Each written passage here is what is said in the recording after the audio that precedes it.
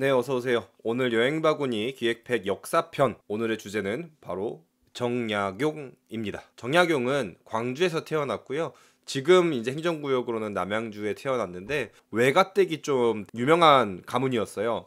외가가 이제 해남 윤씨인데 이제 윤선도 옛날에 어부사시사 굉장히 유명했던 윤선도의 증손자가 이제 윤두서인데 이 윤두서도 굉장히 영향력이 있었던 인물이고요. 그 사람의 손녀가 정약용의 엄마입니다. 그러니까 윤선도의 증손자 윤두서의 손녀 그의 아들이 정약용이고요.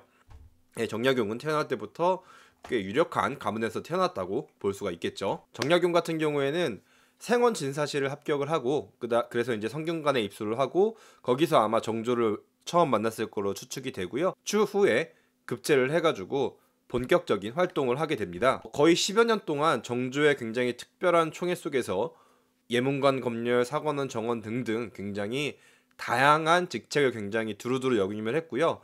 저희가 좀 알만한 것들을 말씀드리자면은 수원 행차할 때 배다리를 건설했던 거, 그 다음에 수원 화성을 건설했던 거, 요게 이제 정약용 하면 굉장히 많이 떠오르는 것 중에 하나죠. 짧게 설명드리기 위해서 요 정도로 말씀을 드리지만 요거 외에도 굉장히 많은 업적들을 좀 이루어냈고요. 어떻게 보면은 정약용의 가장 위대한 업적 중에 하나가 다양한 서적들을 만든 건데 이 서적들을 만드는 게 바로 유배 생활 동안에 만든 겁니다. 정조가 승하하고 그 다음에 순조 1년 때 바로 신유박해로 바로 포항으로 유배를 가게 돼요. 그러니까 이것만 봐도 정약용이 얼마나 정조의 총애를 받고 정조 외에 어떤 다른 세력들한테 얼마나 견제가 되었는지 알 수가 있는 게 정조가 승하하자마자 순조 1년에 바로 포항 유배를 떠났으니까 그걸 통해서 좀 알 수 있지 않을까 싶고요. 그래서 포항 유배 가 있는 중에 황사형 백서 사건이 터져서 포항에서 강진으로 유배가 돼요. 그러니까 포항이 조금 덜 빡센 유배지고 강진이 더 빡센 유배지인데 이제 포항에서 강진으로 넘어가게 되고요. 그 강진 유배한 그 장소가 여러분들이 어디선가 들어봤을 법한 다산초당입니다. 거기에서 이제 경세요표, 목민심서, 흠음신서 등 500여 권의 책을 집필을 하죠. 굉장히 좀 대단한 그런 서적들인데요. 네, 정약용에 대해서 더 많이 궁금하신 분들이 계실 수도 있다고 생각을 하는데요. 그런 부분들 같은 경우는 사실 그런 것들에 대해서 전문적으로 설명하시는 분들이 계시니까 그런 것들을 좀 참조하면 좋지 않을까라는 생각이 들고요. 저는 이 정약용을 통해서 어떻게 여행하는 게 좋을지에 대해서 이야기를 한번 해보려고 합니다. 네, 이렇게 굉장히 다양한 업적들이 있는 정약용에 대해서 여행을 어떻게 할지 한번 제대로 떠나보도록 하겠습니다. 남양주 그쪽에서 태어나서 생원 진사시에 합격을 하고 성균관에 들어가고 그 다음에 정계 진출을 해가지고 활약을 한다고 말씀드렸잖아요. 그 했던 공간이 바로 한양, 지금의 서울이죠. 그래서 이 서울에서 성균관 시절부터 해가지고 과거에 급제하고 정사를 펼쳤던 이런 성균관과 창덕궁을 이렇게 구경하면서 그 시절의 어떤 정약용을 느낄 수 있는 장소이고요. 그 다음으로 이제 넘어오면은 강진 유배 시절에 그런 서적들을 많이 만들었다고 말씀을 드렸잖아요. 그때 그 다산초당을 중심으로 해가지고 그 지역 일대를 한번 이렇게 살펴보는 것도 정약용의 어떤 또 하나의 여행이 될 수가 있을 것 같고요. 그 다음에 마지막으로는 정약용이 아까 광주, 현재 남양주에서 태어났다고 말씀을 드렸는데 정약용의 생가부터 시작해서 그 묘까지 그리고 거기 근처에 신약박물관까지 해가지고 정약용에 대해서 다양한 것들을 보고 느낄 수 있는 곳들이 거기에 몰려 있거든요.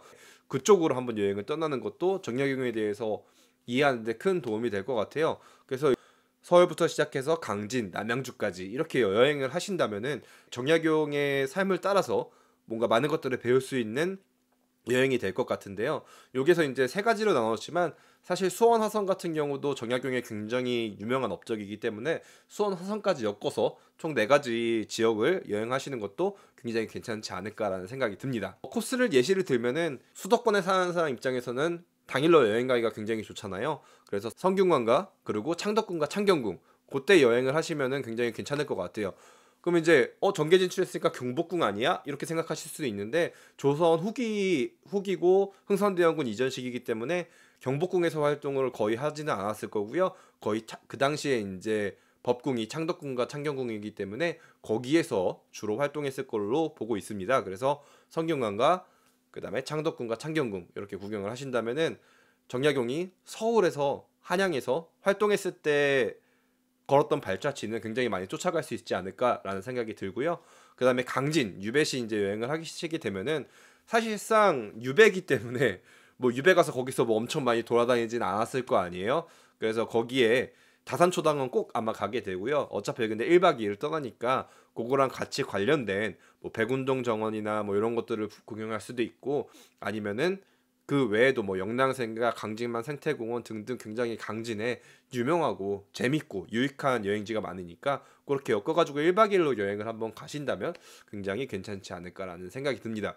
그리고 여기 써있진 않지만 그 백년사에 그 다산 정약용 길 뭐 그런 길이 있는데 그런 길들도 한번 이렇게 걸어 다니시면서 그 당시를 생각하시면서 이렇게 사색을 하면서 걸어보시는 것도 굉장히 괜찮지 않을까라는 생각이 듭니다. 남양주 같은 경우에는 말씀드렸다시피 다산 유적지로 묶여 있는 그 다양한 것들, 정약용 생가, 그 다음에 뭐 정약용 묘, 그 다음에 실학박물관 등 이게 다 도보로 다 같이 이렇게 묶여 있으니까 거기에 굉장히 경치도 좋고 하니까 그렇게 여행을 가서 즐기시면은 굉장히 괜찮은 코스가 될 수 있다라는 말씀을 드릴 수가 있을 것 같습니다. 사실 정약용 하면은 키워드가 뭐 다양한 것들이 떠오르지만 키워드 예시로 말씀드리면 뭐 과학, 조선, 천재, 실학, 다재다능, 천주교, 유배 이런 것들에 대해서 떠올릴 수가 있는데, 그런 것들로 대략적으로 뭐 주제를 예시로 만들어 보자면 뭐 정약용을 따라서 걷는 힐링 여행, 뭐 그다음에 조선 최고의 천재, 정약용을 통해서 배우는 공부의 자세. 이게 아무래도 우리나라는 또 학업 이런 것에 관심이 많기 때문에 공부와 연결해서 이렇게 이어서 여행을 갈 수도 있고요. 그다음에 정조와 정약용의 관계를 통한 진정한 사제를 알아가기. 그러니까 우리나라가 최근에 이제 사제지간이라는 게 옛날 같지가 않고 어떤 문제들도 많고 그것들을 해결하려는 노력들도 굉장히 많이 있는데, 그래서 이런 관계를 통해서 진정한 사제는 어떤 것인지 한번 고민해 볼 수 있는 기회를 만들 수도 있을 것 같고요. 그 다음에 뭐 간단하게 조선 후기의 문화를 살펴보기, 그 다음에 정약용을 통해 살펴보는 조선시대 천주교. 천주교가 이제 조선 후기에 들어와서 딱 정약용 요때쯤에 이제 들어오기 시작해가지고 이제 많은 박해들이 있었거든요. 그 박해들이 있었는데 그런 것들을 통해서 그 당시에 천주교는 어땠는지 종교적인 역사로 접근을 할 수도 있을 것 같고요. 그 다음에 정약용의 발자취를 따라 걷는 조선시대 정치사. 그 당시에 조선시대가 굉장히 정치가 혼란했거든요. 붕당 정치. 그래서 이제 서로 자기들끼리 싸우는 정치가 엄청 악화가 되면서 이제 영조부터 탕평책 나오고 시작해서 정조까지 해가지고 그런 갈등들을 해소하려고 노력을 많이 하고 어떻게 보면 이용하려고 많이 노력을 했는데, 그것들이 어떻게 망가지고 어떻게 끝나고 박해를 당하고 정약용도 이제 더 이상 벼슬길에 오를 수가 없게 되는 그런 과정들을 통해서 그 당시의 정치사를 한번 느껴보고 배워보는 것도 굉장히 큰 의미가 될 것 같아요.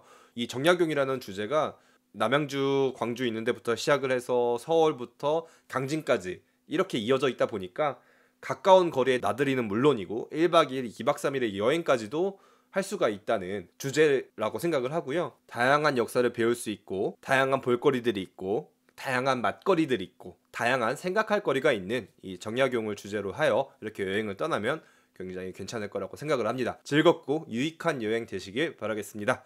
오늘 여기까지입니다.